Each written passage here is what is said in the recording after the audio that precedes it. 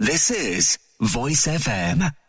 And this is Your Green Breakfast with me, Xan Phillips. A very good morning to you. And our guest this morning is Mr. Danny Carter, and he's involved in two things at the moment. Long-term, a community initiative called Coffee Mate, a mobile community-funded mental health coffee shop aimed at offering free, safe and supportive spaces for those struggling with their mental health.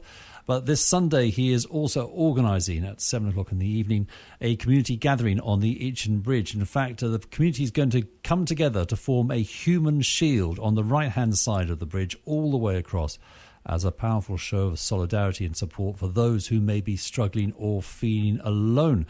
Danny joins us in the studio. A very good morning to you, Danny. How are you? I'm very well. Good morning. And thank you so much for coming in. It's a pleasure to have you here. Thank you for having me. What a great initiative. We'll talk about the mobile coffee shop first, and then go to the Itchen Bridge. But what brought this idea about? Why did you come up with this idea? So I actually moved to Woolston to a new Vantage Tower. It's basically a living quarters where you have concierge amenities in there. So looking out at the beautiful view of the city, when we started to obviously move in, live there, we loved it, fell in love with it. And then one evening we were sat and we watched some paramedics come past, and we watched a young chap actually stand on the bridge and go to truck himself off. Now, obviously, this has happened now, probably reoccurred night after night.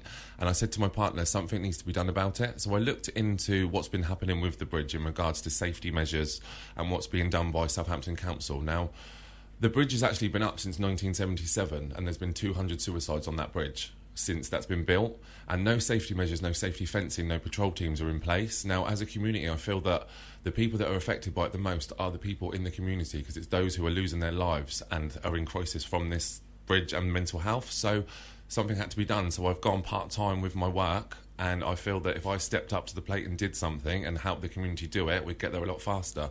And we've actually done it within 8 days. Amazing. That's 8 amazing. days. Thank you so much. And that's the coffee truck. So the coffee, it's actually a mobile coffee unit which will house our patrol teams that walk the streets to prevent and intervene with any kind of crisis that's needed.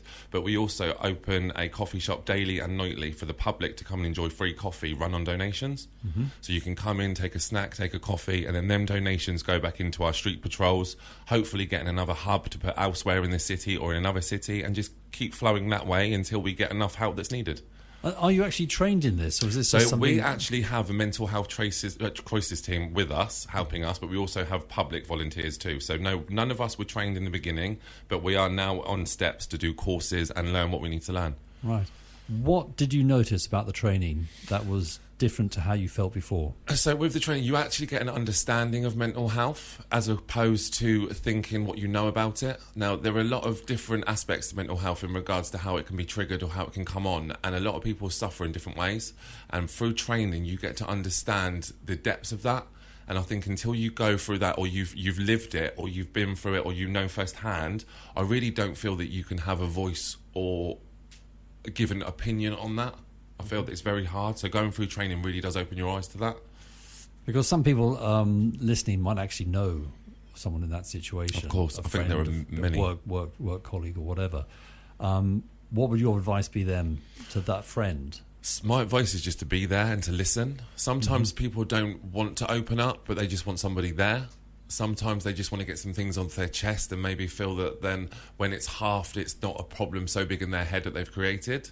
But then also I'm not blind to the fact that there are people out there that need a real urgent care that we can't offer. But we can intervene and prevent before we get to those stages maybe. Then that's something that I feel needs to be in place, as opposed to one end of the scale, which is a hospital clinic that you're going to be checked into, or the other end of the scale is that you lose your life. There's nowhere in between.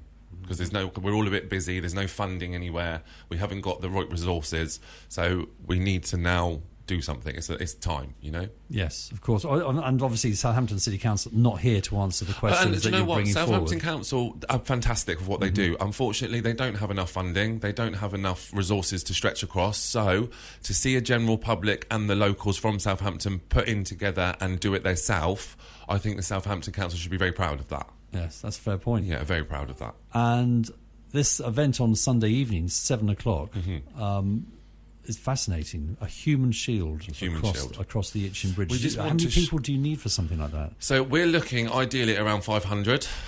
That's for one side of the bridge to go right the way through the middle. However, we're hoping that we can go up to 1,000 if we can, and if not more. If we can cover two sides of that bridge, it would be phenomenal. Yes. Well, there was almost that much watching the marathon go across. Yes, that's all we need. Just the running clubs on Sunday would be fantastic coming by. Yeah. Very good, yes. Yes. It's, and where did that idea spring from? So that was because obviously there does need to be some fencing and some safety in place along that bridge. Now, it is waist length. So if you were in a position where you were mentally unwell or you thought that there was no other way out and that was your only option, it is very easy to just make a split decision and go over that side. Now, if there was something in place to stop you being so easily to go over, or someone patrolling that area to intervene and stop, that's not going to keep happening. So the fencing is very important. So for us to stand like a human shield and show what we could create, I think just speaks volumes in a photo. Yes. And that was my thought process behind it. Right. So it's what made you move to Southampton then? So my partner lives in I've always lived in Southampton for probably the last 7 years, but never in the city. Right. So I've come on into the city for the last couple of years, and then being in the city, I've realised that I don't like being in the city, so I moved just outside to Woolston.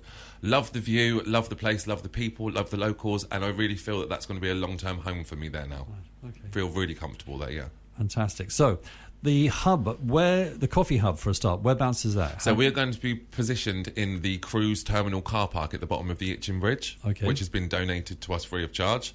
We also have another location which is on the other side, which is in Millbrook. So once we've finished with our patrols and we've got a 24/7 patrol on the Itchen Bridge, we will then move our hub to the other side of town and create some suicide hotspot and notorious spots what are there and awareness there. Okay, great. And for as far as the Sunday and 7 o'clock in the evening, Itchen Bridge, where do you want people to gather, or just? So we would like people to walk along the right-hand side of the pathway in a safety precaution measure. The car park is actually positioned at the train station if you have car parking there, or there is car parking available at the other end of the bridge, which is obviously town side. But we would just like you to walk safe and secure up the pathway to meet us. Yeah. Okay, and then someone will be at the top. There will be two people at either end of the bridge to guide you and show you where you're coming to. Yes. Okay, and are people going to hold hands, do you think? We're going to hold hands. We're going to wear lots of yellow. We've got our posters. We've got live social media accounts going. We've got media coming to cover. It's going to be a good event. We're going to get a lot of awareness. Fantastic. Well, Danny Carter, thank you so much for coming in and telling us about this. And on behalf of those who are struggling, thank you very much for caring. Thank you.